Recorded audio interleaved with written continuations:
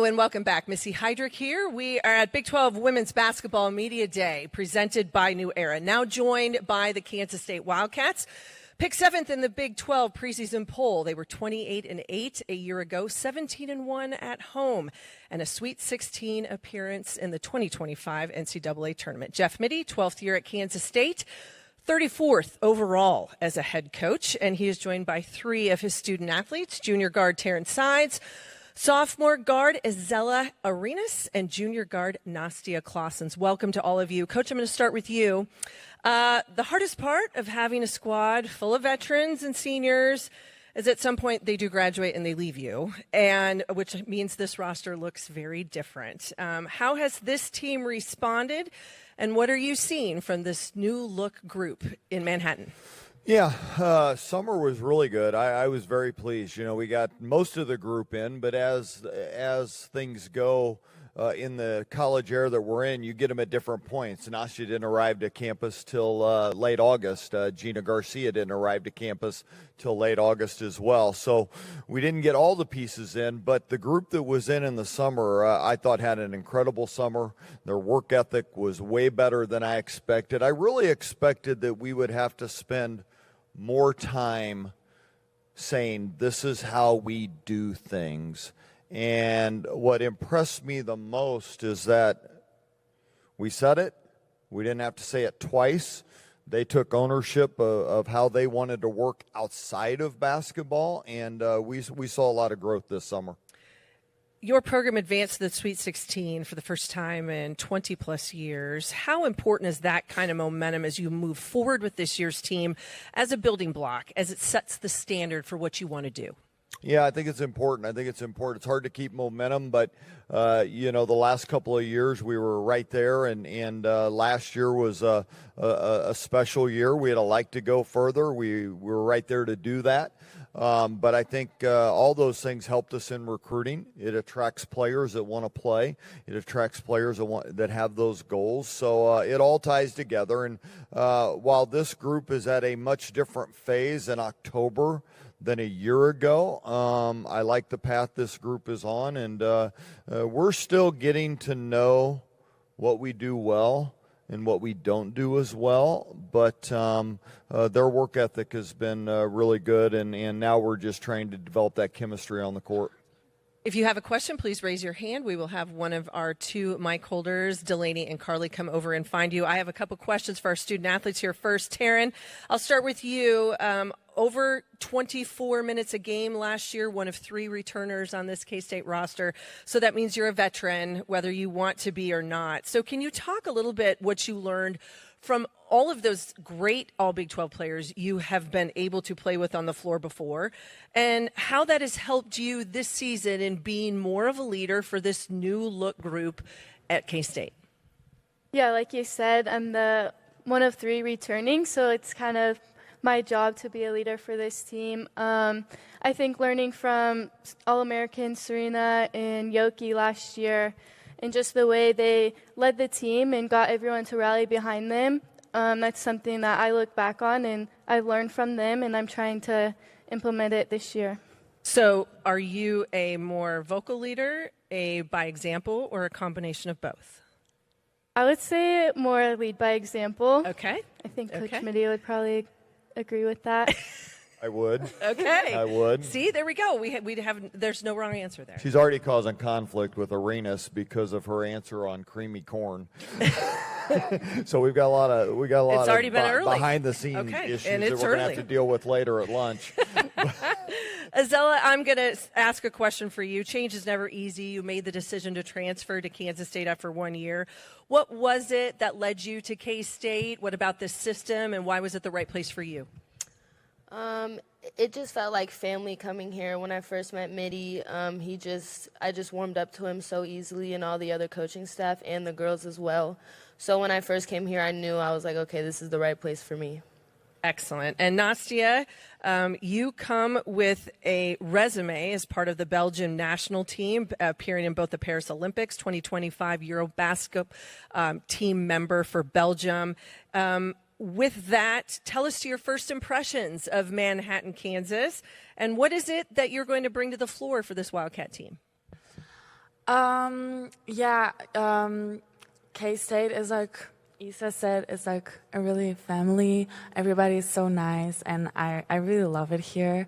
I think I want to bring to the team like my IQ. I want to help the team out where I can, and if I see some stuff, I want to help them out.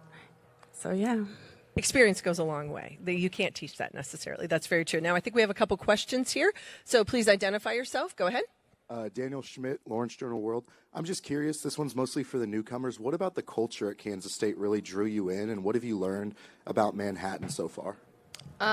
Probably, again, about family. Like, they're all family-oriented. Everybody's so nice in Manhattan, and I've never seen that before in any type of environment. So that was probably the one that stuck out to me, family and togetherness. Yeah, I think so too. Everybody's really supportive. Like they go watch all the athletic games, the football games, basketball games. What it is, there's always like a lot of people watching. I believe we have one more question right there in the back. Tim Everson, the Manhattan Mercury. Jeff, what has been the biggest surprise for you with all these newcomers coming in?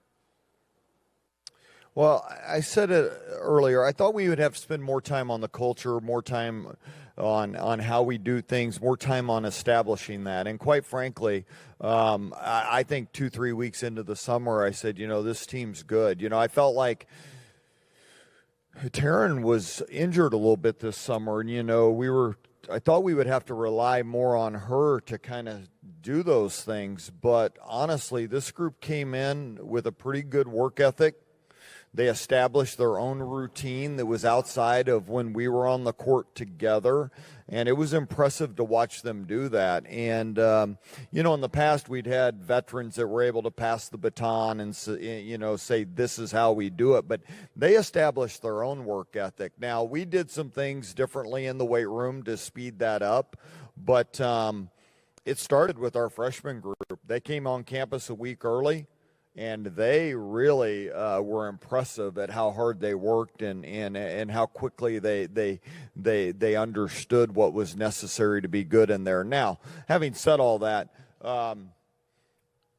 as I've told them, I think individually we worked incredibly hard. Now the chemistry on the floor, the timing of things, how we play together, all of those things are not even remotely close where they need to be. We've got to learn each other better, and we've got to do that not just in the 2 hours, 2.5, 3 hours, sometimes 3.5. They got to be able to do that outside, and, that's the process we're in right now. Long practice days prepare you for the grind of the Big 12, but also thinking about what you wanted to do with your non-conference schedule. This new look group, very different. What did you want to accomplish? What sort of challenges do you see ahead for this group prior to the Big 12 season? Well, our non-conference is really hard, and I've said this in my 30-some years of coaching that I was never going to have the NCAA tournament say our non-conference, or the committee say your non-conference schedule wasn't good enough. Now, if they told us we didn't win enough games, that's on me. But I was never going to have the committee go, your non-conference just wasn't good enough. So you look at this conference schedule or non-conference schedule, we're going to challenge ourselves in Cancun. We're going to play a good Columbia team, a good North Carolina team, a good South Dakota State team. We're going to play Ole Miss on a neutral floor. We're going to play Texas A&M at home. We've got some really Creighton on the road. What I wanted out of this one for this specific team was to get some answers early and get those answers as quickly as possible and challenge them, take them on the road. We're going to go on the road for an exhibition game, and everybody's like, well, why are you going on the road for an exhibition game? Well, because that is the stuff they don't know, how we do things on the road. What's our schedule on the road? What's our film session like on the road? What's our shoot-around like on the road? And I want to get that information to them as quickly as possible. That makes a lot of sense. One last question, and I'm going to pose this to Azella, down to you. Transferring from Louisville, where you saw action in 29 games last year, what is it that you think about your game that you will bring to the floor for this team? What can you add to the mix for this Wildcat squad? Probably my defense and a little bit of leadership. I've been working on trying to be a leader and being a good example for my teammates over this past summer. It has been really challenging because I've never done it before in my past basketball years, but it's been one heck of a summer, and I'm really excited for the season. Well, it sounds like you've got 3 good leaders right here on this stage. She was up at 5 a.m. shooting probably 80% of the summer, so she was beating anybody else to the office, so that was impressive to begin with. That is. That doesn't happen very often, and that's early, so I applaud you. Coach, thank you to all 3 of you. Best of luck this season. We wish you all the best. Up next will be the contingent from the University of Utah. We will be back momentarily.